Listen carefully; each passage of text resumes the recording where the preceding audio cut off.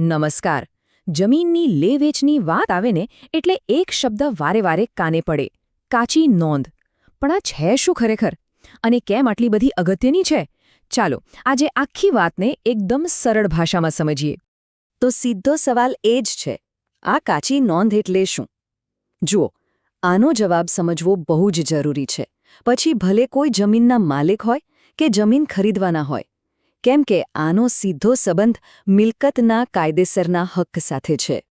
તો સૌથી પહેલાં એ સમજીએ કે આ છે શું, એનો મતલબ શું થાય. જો આ બેઝિક વાત મગજમાં બેસી જશે ને તો પછી આગળની આથી પ્રોસેસ, એના કારણો અને એનાથી થતા નુકસાન બધું જ સહેલાઈથી સમજાઈ જશે. એકદમ સાદા શબ્દોમાં કહીએ ને તો કાચી નોંધ એટલે જમીનના સરકારી રેકોર્ડમાં થયેલી એક કામચલાઉ એન્ટ્રી, એક એવી નોંધ જે હજી ફાઇનલ નથી થઈ, મતલબ કે હજુ સરકારી અધિકારીની છેલ્લી સહી સિક્કા થવાના બાકી છે. આનો સીધો મતલબ શું થયો? જ્યાં સુધી રેકોર્ડમાં કાચી નોંધ એવું લખેલું જોવા મળે, બસ એટલું જ સમજી લેવાનું કે સરકારી પ્રોસેસ હજુ ચાલી રહી છે અને આ એન્ટ્રીની હજુ સુધી પૂરેપૂરી ચકાસણી નથી થઈ. તો સવાલ એ થાય કે આ કાચી નોંધ બને છે ક્યારે? જો મોટા ભાગે જ્યારે પણ કોઈ જમીનનું વેચાણ થાય, વારસાઈના કારણે કોઈનું નામ ચઢાવવાનું હોય, નામમાં કોઈ સુધારો કરવાનો હોય અથવા તો કોઈ નવો હક દાખલ કરવાનો હોય, આ બધા કેસમાં સૌથી પહેલા રેકોર્ડમાં કાચી નોંધ જ પડે છે. સારું, તો આ નોંધ પડે કેવી રીતે? એની પ્રોસેસ શું છે? ચાલો હવે એ જોઈએ કે આ કામ કોણ કરે છે અને કેવી રીતે થાય છે. આ આખી પ્રોસેસ છે ને, એના મુખ્ય 2 સ્ટેપ છે. સૌથી પહેલા ગામના તલાટી આ નોંધને રેકોર્ડમાં દાખલ કરે છે. પણ અહીં આ કામ પૂરું નથી થતું, આ તો ખાલી શરૂઆત છે. બીજા સ્ટેપમાં એમનાથી ઉપરના અધિકારી એટલે કે સર્કલ ઓફિસર અથવા મામલતદાર એ નોંધની અને એની સાથે આપેલા બધા જ ડોક્યુમેન્ટ્સની એકદમ ઝીણવટભરી તપાસ કરે છે. અને બસ આ જ સૌથી અગત્યની વાત છે. જ્યાં સુધી ઉપરના અધિકારી આખી તપાસ કરીને એને મંજૂર ના કરે ને ત્યાં સુધી એ એન્ટ્રી કાયદેસર રીતે કાચી નોંધ જ કહેવાય. અને આખી પ્રોસેસ જરૂરી પણ છે. કેમ? જેથી કોઈ ખોટો દસ્તાવેજ રજૂ કરીને જમીન પર હક ન જમાવી દે અને જો કોઈને ખરેખર વાંધો હોય તો એ રજૂ કરવાનો સમય મળે. સારું, પ્રોસેસ તો સમજી લીધી, પણ વિચારવા જેવી વાત એ છે કે જો આ નોંધ કાચીની કાચી જ રહી જાય તો એનાથી શું નુકસાન થઈ શકે? અને સાંભળજો, આ નુકસાન સીધું પૈસા અને કાયદાકીય માથાકૂટ સાથે જોડાયેલું છે. સૌથી પહેલું અને સૌથી મોટું રિસ્ક, જો જમીનની નોંધ કાચી હોય તો એને વેચવી લગભગ અશક્ય બની જાય છે. કેમ?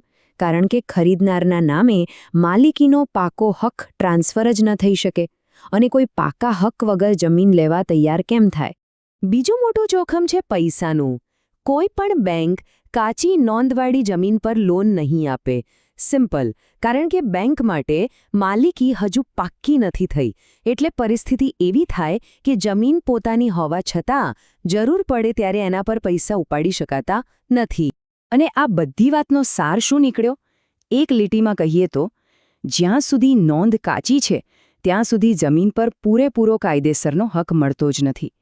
કાયદાની નજરમાં જે તે વ્યક્તિ હજી એ જમીનની પાકી માલિક નથી બની. તો આ બધા જોખમોથી બચવાનો રસ્તો શું? હવે એના સોલ્યુશન પર આવીએ. ચાલો સમજીએ કે આ કાચી નોંધને પાકી નોંધમાં કેવી રીતે ફેરવી શકાય. કાચી નોંધને પાકી કરાવવા માટે મુખ્યત્વે 3 શરતો પૂરી થવી જોઈએ. પહેલું, જે પણ ડોક્યુમેન્ટ્સ આપ્યા હોય એ બધા જ એકદમ સાચા અને કાયદેસર હોવા જોઈએ.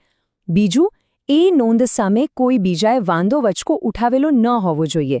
અને ત્રીજું, આ બધું ચેક કર્યા પછી ફાઇનલી સંબંધિત ઓફિસર એના પર મંજૂરીની મહોર મારી દે. અને બસ જેવી આ 3 શરતો પૂરી થઈ એટલે તરત જ એ નોંધ પાક્કી નોંધ બની જાય છે અને એની સાથે જ જમીન પરના બધા જ કાયદેસરના હક પાક્કા થઈ જાય છે. સારું, તો આખી વાતચીત પછી ચાલો ફટાફટ એનો સૌથી મુખ્ય તફાવત શું છે એ ફરી જોઈ લઈએ અને એક સૌથી કામની સલાહ પર આવીએ. તો આખી વાતનો સાર એકદમ સિમ્પલ છે. કાચી નોંધ એટલે પ્રોસેસમાં છે અને પાકી નોંધ એટલે કાયદેસર રીતે ફાઇનલ. બસ આ એક નાનો પણ બહુ જ મોટો ફરક છે જે હંમેશા યાદ રાખવા જેવું છે. અને આ જ છે આજના વિષયની સૌથી મહત્વની સલાહ. જમીનને લગતું કોઈ પણ સોદો કરતા પહેલા હંમેશા 7/12 કે બીજા સરકારી દસ્તાવેજમાં ચેક કરી લેવું કે નોંધ કાચી છે કે પાકી થઈ ગઈ છે. આટલી નાનકડી તકેદારી ભવિષ્યની બહુ મોટી માથાકૂટમાંથી બચાવી શકે છે.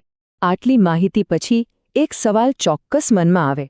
શું લોકો ખરેખર પોતાની જમીનના ડોક્યુમેન્ટ્સ રેગ્યુલરલી ચેક કરે છે ખરા? શું એમની જમીનની નોંધ પાકી છે કે કાચી? આ એવા સવાલો છે જેનો જવાબ દરેકની મિલકતની સલામતી સાથે સીધો જોડાયેલો છે.